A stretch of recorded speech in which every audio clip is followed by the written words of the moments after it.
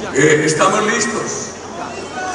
Querida comunidad, voy a pedir una dispensa de ustedes que tan generosamente se han congregado esta noche aquí en el Coliseo Deportivo del barrio La Esperanza para hacer unos comentarios sobre la intervención que acaba de tener el presidente Petro en Bogotá. Por supuesto, todos los colombianos tenemos dolores. ¿Cómo vamos a negar o a confrontar el dolor de una mamá a quien le mataron un hijo, o lo asesinó un militar violando su deber, o la guerrilla, o los paramilitares, o la delincuencia común? Un porcentaje muy alto de los colombianos tenemos dolores por lo que hemos vivido en carne propia y por lo que han sufrido todos nuestros compatriotas. Sobre los falsos positivos, primero debo recordarle al país que yo no nombré ministros amigos, tampoco para que me taparan. Los 5 ministros de defensa se escogieron por sus méritos. Debo recordarle al país que nunca desautoricé una sanción que quisiera imponer un ministro de defensa. Ellos fueron plenamente respetados por mi persona para tomar decisiones sancionatorias contra personas de cualquiera de las fuerzas militares y de la policía. Quiero también recordarle al país que tomamos decisiones oportunas. Cuando empezaba nuestro gobierno ya estábamos mejorando la seguridad. Entonces empezaron ONGs internacionales desafectas a nuestras ideas a denunciar que se asesinaba a campesinos inocentes y que no se daba de baja a delincuentes. Habíamos propuesto una política de seguridad democrática que premiaba la desmovilización y exigía el cumplimiento de los derechos humanos. Y en el momento de estas denuncias, exigimos que cuando hubiera una baja en combate, ese cuerpo no lo movieran las Fuerzas Armadas, sino que esperaran al CTI de la Fiscalía. A la Comisión de la Verdad tuve oportunidad, no obstante que no la reconozco, porque el desconocimiento del plebiscito y la circunstancia de haber enmendado un plebiscito popular, un elemento tan importante de participación ciudadana, con una proposición del Congreso, le quitó toda la legitimidad a ese proceso de La Habana. En mi intervención ante esa comisión, expresé todas las decisiones que nuestro gobierno tomó, cada una en su momento, en favor de los derechos humanos. En octubre de 2008, una noche me visitó el ministro de Defensa con un grupo de altos funcionarios y de altos comandantes del ministerio.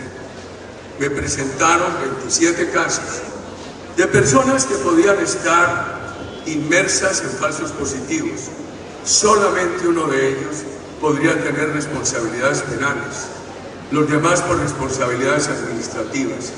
Sin que me lo pidieran, tomé la decisión, por el bien del país, de la seguridad democrática y por los derechos humanos, de desvincularlos de las fuerzas.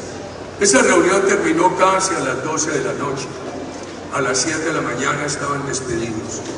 Y lo hice con dolor, porque quiero mucho a los soldados y policías de Colombia.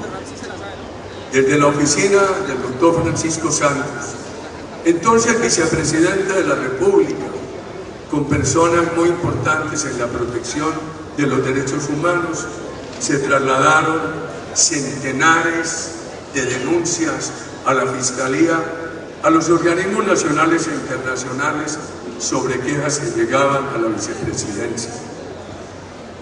Más adelante, también en 2008, en la Oficina de Naciones Unidas en Bogotá, territorio de Naciones Unidas, una extraterritorialidad, recibí el testimonio de un capitán activo de las Fuerzas Armadas, quien dijo que en la brigada de Ocaña, para tener complicidad con el narcotráfico, asesinaban campesinos inocentes y los hacían pasar por narcotraficantes.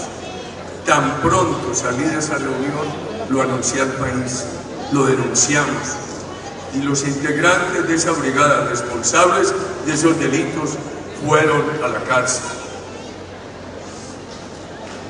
Después, en 2010, apareció el delegado de Naciones Unidas a decirme que en los últimos años ya no había habido sino 4 quejas, pero que no eran trascendentes. Le dije, no debería haber una sola. Nuestro esfuerzo fue de todas las horas. Entonces se dice, no, es que no tomaron decisiones oportunas. Y muchos de los responsables al final de nuestro gobierno quedaron en la cárcel. Entre 1.800 y 2.000 personas de las Fuerzas Armadas fueron llevados a la cárcel de nuestro gobierno. ¿Quién los liberó? La JEP, porque propusieron una trampa a la verdad. Primero, igualaron a las Fuerzas Armadas de Colombia que han sido democráticas, que no han sido beneficiarias de impunidad, las igualaron con el terrorismo. Mientras un guerrillero, al reconocer que asesinó, reconoce lo que normalmente hacía, para un militar reconocer que cometió un delito es reconocer algo contrario a su deber ser. Hemos conocido recientemente el caso de un militar que hace no muchos años lloraba en las cadenas de televisión diciendo que era inocente, pero ahora, como ya está libre, para que la JEP le mantenga la libertad, dice que sí, que él es responsable de falsos positivos. Ojo, porque Uribe exigía mucho. Por supuesto, yo exigía resultados con transparencia. Era mi deber. ¿Cómo no iba a exigir resultados en un país que tenía una tercera parte en poder de la guerrilla, una tercera parte en poder de los paramilitares y la otra tercera en riesgo? Y yo exigía resultados en todos los campos de la administración, queridos ciudadanos. Ustedes no saben qué ocurría aquí, cómo estaban estas carreteras, cómo circunstaban a las personas en la misma ciudad de Villavicencio. Yo recuerdo que días antes de mi elección presidencial, en pleno centro de Villavicencio destruyeron a Radio Sur. Aquí estuve ese día, queridos ciudadanos. El presidente Petro, como algunos de mis críticos o muchos, dicen que nuestro gobierno pagaba por matar a personas inocentes. No es cierto. No hay un solo pago por matar personas inocentes. Además, nuestra política siempre prefirió la desmovilización. En efecto, hubo 53.000 desmovilizados. 53.000 desmovilizados. Hubo 39.000 capturados y 13.000 dados de baja. Siempre, de principio a fin, preferimos la desmovilización, como consta en las estadísticas oficiales y de la comunidad internacional. Las acusaciones por falsos positivos también están acompañadas de falsas acusaciones contra las Fuerzas Armadas. Hay casos graves con testigos que conocieron personas que estaban en la criminalidad, que fueron dados de baja por las Fuerzas Armadas y que hoy son considerados víctimas inocentes, víctimas de falsos positivos. Tan grave un falso positivo como el número que sea, con uno es suficientemente grave, pero también tan grave desacreditar a nuestras Fuerzas Armadas con falsas acusaciones. quiero recordarle al país que nosotros redujimos el homicidio de 28.000 a 15.000, los secuestros de 2.800 a 124. Más adelante me voy a referir al tema de los líderes sindicales, tema que fue tratado hace aproximadamente 2 semanas por el presidente Petro. Los paramilitares, ¿de dónde nacieron? Durante muchos años el país estuvo golpeado por la guerrilla. Los gobiernos de Colombia, de muy buena fe, hacían constantes llamados a la paz y eran llamados que no podían, no conseguían una rectificación de la guerrilla. Y las guerrillas avanzaban y maltrataban al país. Eso y la falta de protección efectiva a los ciudadanos llevó a que en muchas partes se crearan grupos de autodefensa, que esos grupos evolucionaron y se convirtieron en un paramilitarismo tan cruel como la guerrilla.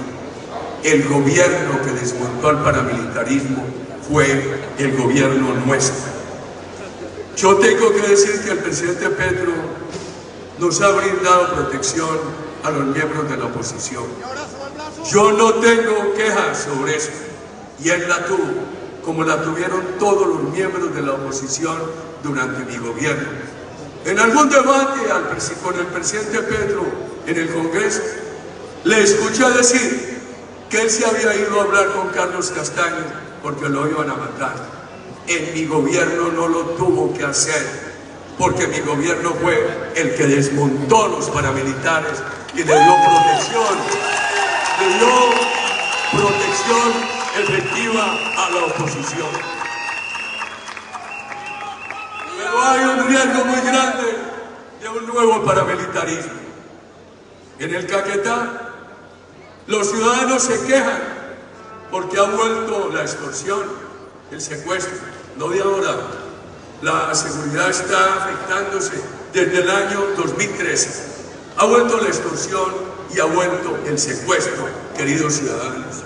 Y lo que más preocupa es el debilitamiento de la fuerza pública y el fortalecimiento de las guardias indígenas y de los guardias campesinos. Si se sigue debilitando la fuerza pública, se apela a crecer guardias indígenas y guardias campesinos, lo que va a tener el país es una proliferación de nuevos paramilitares, de grupos privados de seguridad. Eso será la derrota de la institucionalidad. Tan grave un paramilitarismo socialista como aquel paramilitarismo que se desmontó en nuestro gobierno.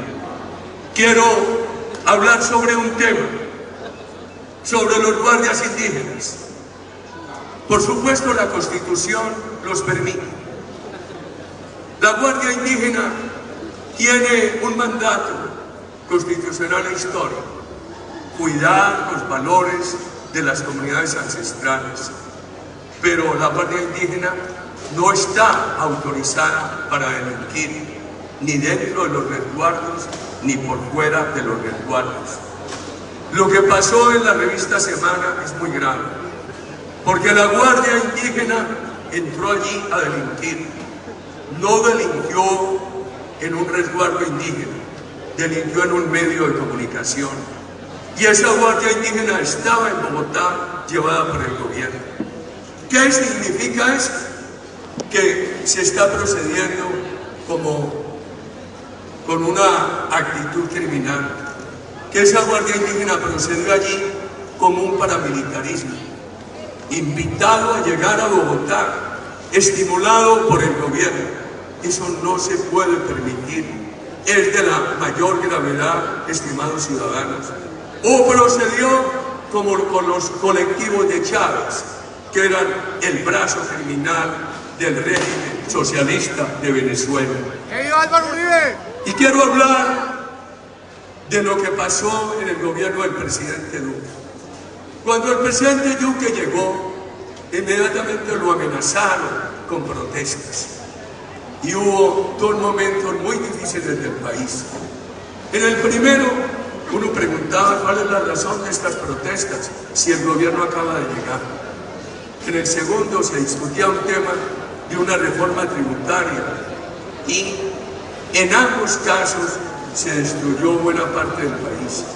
El primer movimiento destruyó gran cantidad de estaciones del Transmilenio en Bogotá. El segundo casi acaba con la ciudad de Cali y con la economía vallecaucana. Voy a referirme allí al presidente Duque y al presidente Petro. El presidente Petro promovió esa protesta y entonces después apareció que la violencia se dio como una reacción emotiva de quienes estaban protestando por acciones de la policía. Hay que recordar que esa protesta fue penetrada, fue financiada por el narcotráfico, por grupos guerrilleros. Esa protesta se sembró con el virus de la violencia. Esa destrucción tan grande no se explica como una reacción espontánea y emotiva de la juventud, porque la policía procedía de tal o de tal manera. Por favor, esa destrucción muestra que esa protesta llevaba un propósito, una premeditación de destrucción de la violencia. Eso hay que dejarlo claro ante el país. Creo que el presidente Duque, y lo hablo con aprecio por el presidente Duque y con respeto por el presidente Petro, creo que el presidente Duque difiero del manejo, porque él, por respetar la protesta, no disuadió la violencia. Y quiero recordarle al país que cuando yo fui presidente se permitió la protesta. Nunca se cercenó la protesta, pero se evitó la violencia. Los indígenas podían protestar, venían de Cali a Popayán, pero no se les permitía violencia. Trataban de invadir tierras y las fuerzas armadas no lo permitían, queridos ciudadanos. El país tiene que dejar claro que una cosa es la protesta y otra es la violencia. Es muy grave estimular la protesta sembrándole violencia y no le conviene al país que en nombre de la protesta, del respeto a la protesta, no se disuada la violencia. Pero tengo que decir que es injusto seguir con ese discurso de responsabilidad al presidente Duque y a sus ministros de defensa. Sería tanto como responsabilizar hoy al presidente Petro de los líderes sociales que han asesinado durante su gobierno. Esto parece una fuerza evidencial de violencia que el país tiene que parar. Por supuesto, valen las propuestas de paz, pero eso no funciona si se debilitan las fuerzas de seguridad del Estado. Quiero referirme a los sindicalistas. Hace 2 semanas el presidente Petro asoció el audio de clases. Así lo entendimos quienes lo escuchamos. Y afirmó que los presidentes de corbata habían dejado asesinar sindicalistas. Estas cuentas son irrebatibles. Cuando asumí la presidencia, ese año se asesinaron 200 sindicalistas, sumando trabajadores sindicalizados de empresas, más maestros sindicalizados, 200. El último año habríamos querido ser 14. La reducción fue de 200 a 14. Cuando empezamos, había un solo asesino preso. Cuando terminamos, había 200 presos. Gastamos el 30% del presupuesto de seguridad de las personas protegiendo a los trabajadores y a los maestros. Creció en 800.000 el número de afiliados a los sindicatos. Cada mes me reunía para ver cómo iba esa política que habíamos diseñado con la OIT de protección a los trabajadores colombianos. Me reunía con las centrales obreras, incluidas la CUT y FECODE, que tanta oposición mantienen a mis ideas, queridos ciudadanos. Nosotros le hacemos una oposición a las reformas del presidente Petro. No estamos de acuerdo con esas reformas. Y esto no se puede estar a toda hora llevando al terreno de evitar la discusión de esas reformas de cara al país y de seguir con el uso politiquero de campaña, del uso politiquero de las víctimas para efectos de campaña, queridos ciudadanos. Dicen, por irresponsable, ya expliqué cómo procedí en la elección de los ministros, cómo nunca los desautoricé, cómo mis instrucciones, mis pedidos de eficacia, eran pedidos de eficacia con transparencia. Nunca he estimulado el delito, ni en mi lenguaje, ni en mi lenguaje verbal, ni en mis acciones, ni en mi lenguaje corporal, queridos ciudadanos. Por supuesto, quienes desde la academia o desde la política, algunos de ellos convertidos en un partido político, como el padre de RU y los integrantes de la Comisión de la Verdad, dicen que yo debería asumir responsabilidades que poco me conocen. Ignorarán cuando asumí la responsabilidad del bombardeo a Ecuador, o aquel doloroso momento cuando asumí la responsabilidad del fracaso en el operativo de rescate de unos secuestrados, donde murieron el gobernador de Antioquia, doctor Guillermo Gaviria, el ministro de Defensa, Gilberto Echeverri, y 9 integrantes de las Fuerzas Armadas de Colombia. Cada que tuve que reconocer responsabilidad, lo hice. No hagan politiquería con el tema de las víctimas, que en ese gobierno nuestro las cifras muestran que se hizo una gran reducción de la violencia. Nosotros no estamos apegados al pasado, pero luchamos por el mejoramiento continuo de nuestro país, sin destruir lo bueno. Los presidentes de Colombia han sido los luchadores por la paz. En un libro reciente que publicó el partido, hice el ejercicio de mostrar cómo desde el general Rojas Pinilla hasta el gobierno del presidente Duque hicieron esfuerzos por la paz que no se frustraron por los gobiernos. Excepcioné el gobierno de Juan Manuel Santos, porque fue un gobierno que nos engañó, y el resultado del narcotráfico y de criminalidad muestra que para nada sirvió el acuerdo de La Habana. Por favor, no podemos, en nombre de la crítica, ponerle cortinas de humo a las realidades. Quiero terminar con esto, al oído de mis compatriotas. Alberto Lleras solía decir: nadie puede inventar una nación nueva sin sus cimientos, sin sus ruinas, sin saber que nuestros padres y nuestras madres han trabajado, vivido y sobre todo sufrido sobre esa nación. A todos muchas gracias. Seguimos con nuestros candidatos aquí en La Esperanza.